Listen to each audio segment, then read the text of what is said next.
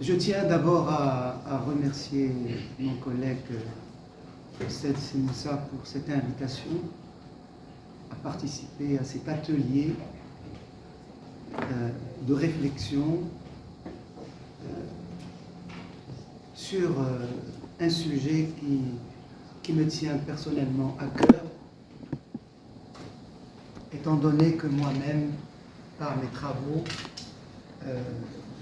je me suis ouvert depuis quelques années en tant qu'économiste, économiste également à l'université Mohamed V, faculté de droit, et à l'université Mohamed VI, Polytechnique. Je tenais juste à le préciser. Alors, ce que je veux vous proposer très rapidement, vu le temps imparti, c'est partager avec vous quelques idées sur une vision conceptuelle et les enjeux stratégiques de la constitution, de la fondation d'une école géopolitique maroco-africaine. Je pense que, tout d'abord, au niveau des fondements épistémologiques, si je puis dire, il faut que l'approche suivie par la réflexion qui sera menée dans le cadre de cette école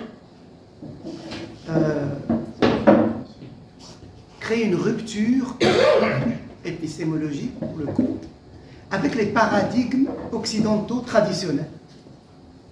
Je crois que beaucoup d'intervenants ici l'ont précisé.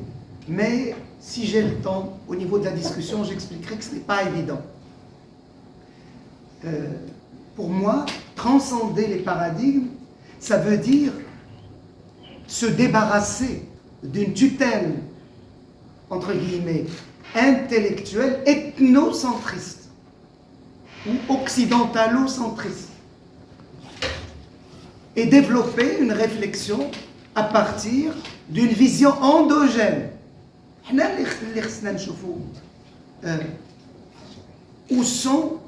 Quels sont nos enjeux de développement. Coopération sud-sud, qui est trois écoles en gros, pour aller vite. L'école libérale, qui justifie l'échange international, les relations internationales par la paix et la stabilité de l'ordre mondial, comme on le sait. Malheureusement, le libre-échange et cette vision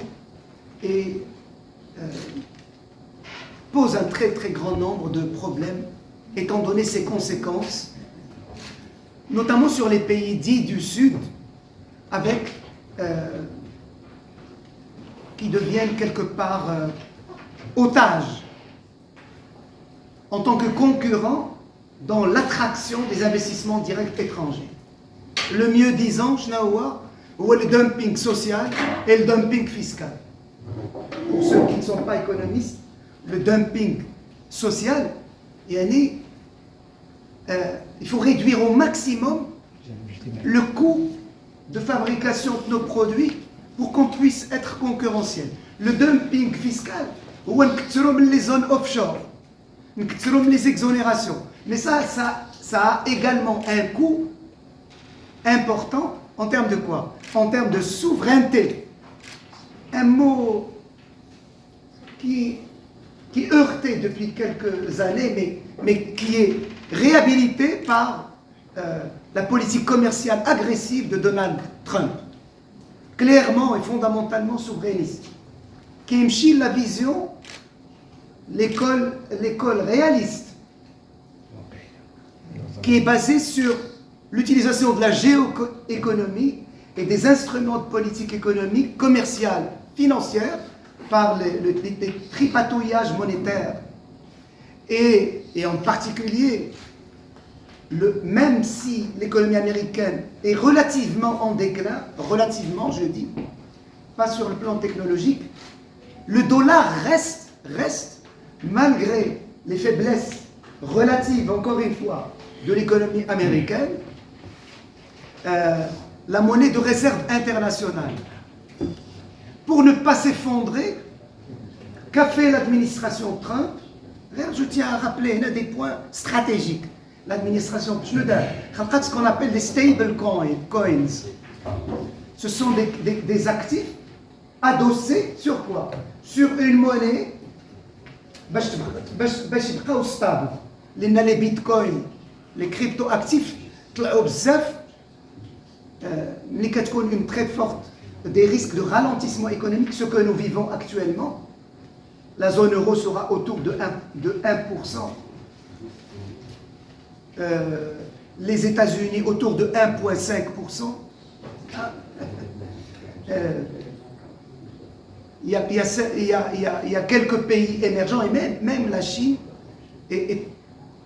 avec 4,5% est en train de se replier en raison des effets les nouveaux droits de douane dans le cadre de la rivalité sino-américaine. Je suis obligé de parler de ces enjeux-là parce que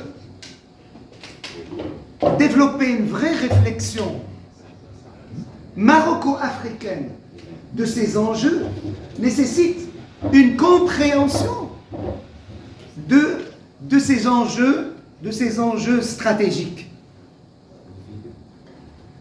Au lieu, il y a le constructivisme, il y a une école dite constructiviste qui n'est pas simplement anglo-saxonne, qui utilise à la fois le hard power, la puissance militaire, au service d'intérêts économiques et stratégiques, mais également le soft power. Ou le Maghreb, le Maroc.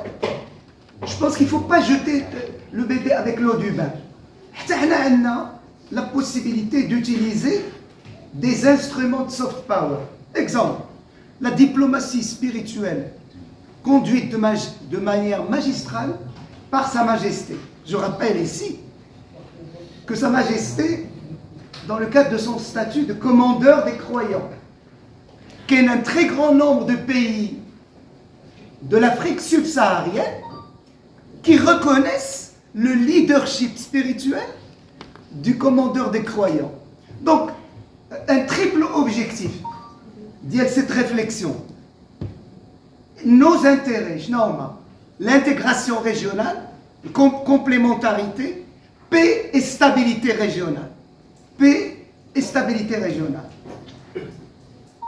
Idem, on ne peut pas dire de manière manichéenne, là, on laisse tomber les approches, les indom, quelques points forts sur le plan heuristique. Heuristique, il y a la capacité d'argumentation scientifique. On doit se méfier de la vision ethnocentriste, mais on peut utiliser les concepts et les approches qui sont opérationnels, mais à condition de les mobiliser par rapport à nos objectifs stratégiques.